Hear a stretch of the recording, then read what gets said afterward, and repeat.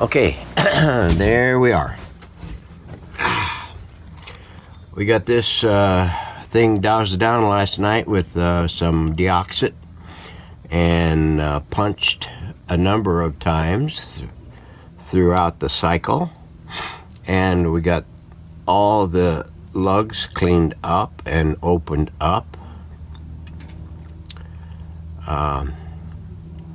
and we got this link here to this bus bar tied back in with some enameled wire. So now that we got that out of the way, we're going to jump back on the chassis and try to get it wound up today, so that we can go ahead and start doing a finish on the top.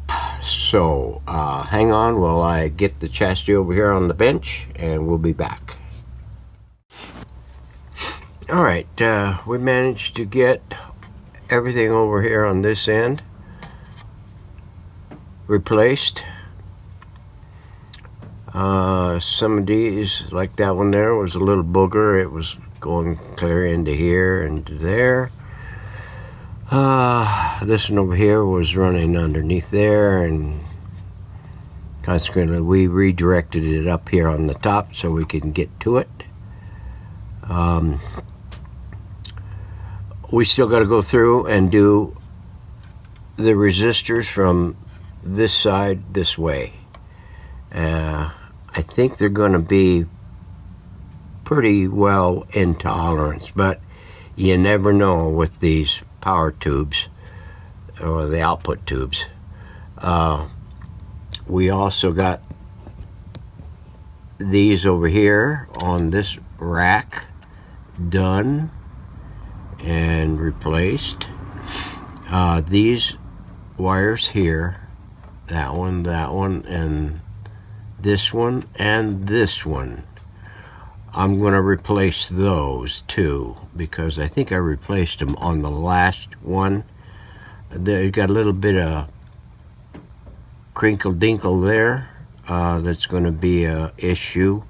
We're just going to go ahead and replace it, since it's only going from here, well, only going from there to there, if you can see that. Can you? No, right there. We still got these E-caps to get out of here and get set up properly. Not that the other ones aren't set up properly. They did work in there and they were functional, and we did not get any hum out of it. But we're going to go ahead and replace all of this over here and get it back to looking normal. And then we're going to replace these here. And oh yes, I forgot. We still got to get this Bakelite block pulled and extracted and replaced.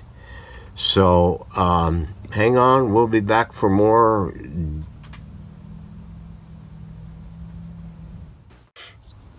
All right, we got this Bakelite block restuffed.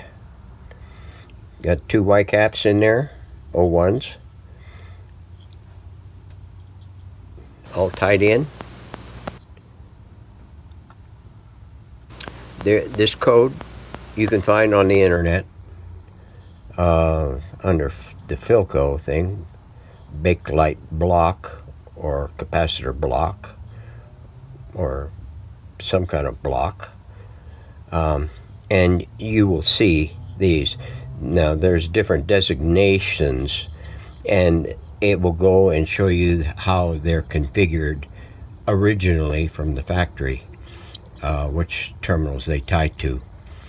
So we're getting ready to put this back into the chassis and getting the wires hooked back into it, and then we will be moving on to the the electrolytics and getting them straightened out, and we're going to double check that should be that resistor, that candle resistor in there, because I can see some things hooked in and other things not. So hang on, we'll be back for more. Okay, end of the day, a little after 3 in the afternoon on Friday. I believe we covered this area in the last segment. We got these changed out. We got the wires replaced here. We got rid of these replacement capacitor E-caps in here, and moved them. One up here, we got a 10 that would replace one of the 8, and another 10 that replaces the other 8. There are 2 8 called for on the schematic, and a 16. And we got a what did I put in here? 16 at 450.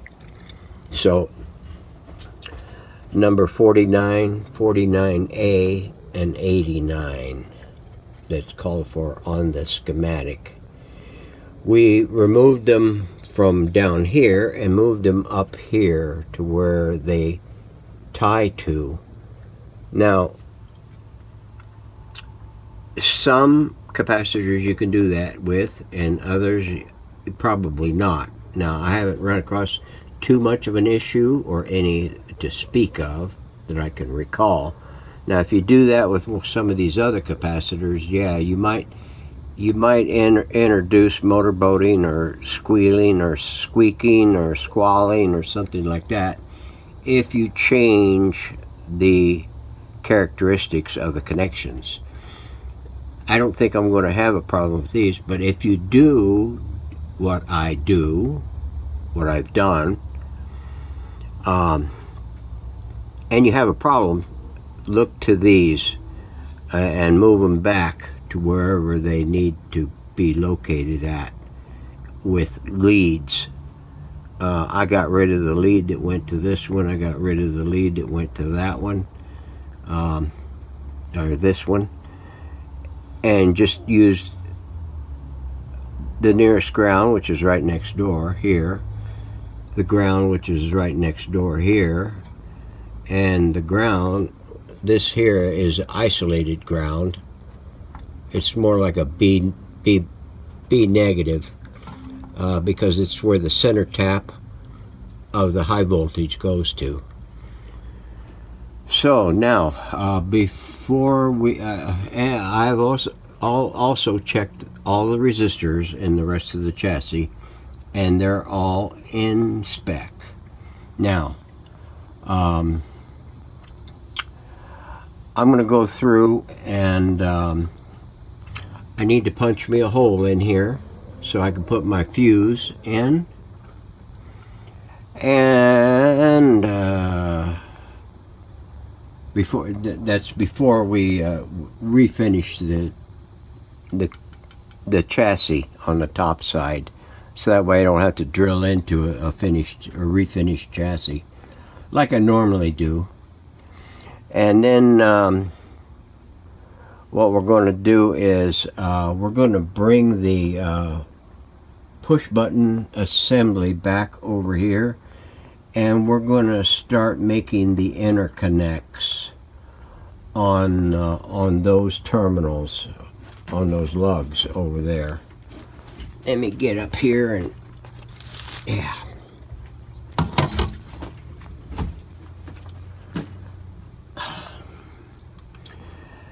Some of these, if you remember, before I clipped them out, they had jumpers between the lugs. And I think I mentioned there might be 4 or something like that. Well, here's one that I didn't mess with. I left in there.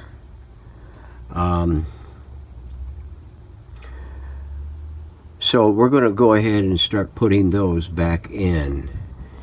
And then we are going to take and put the two components that were mounted on this board. There was a mica cap located in here, and there was a resistor located over here on something. And we will start doing that probably tomorrow. Here's all my chicken scratches for my long connection leads that come off pretty much these three sections here: broadcast,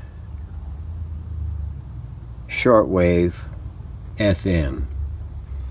So we're going to start figuring on putting this thing in like it goes and slipping it in there and doing one at a time, one of these at a time, that goes to this, either a socket or another component. Now let me zoom in a little bit here so it'll focus better. You can see here, let me take this thing and move it up to here. Move that right to there. Now you can see that these here are numbered, and then they come back around the other side and go to, I think it's 16, and each one is the same. Now on mine, I just don't have the numbers on it. I just was more concerned about the wires that connect to it and the colors. So over here, you can see that lead there will go right to ground, or that lug.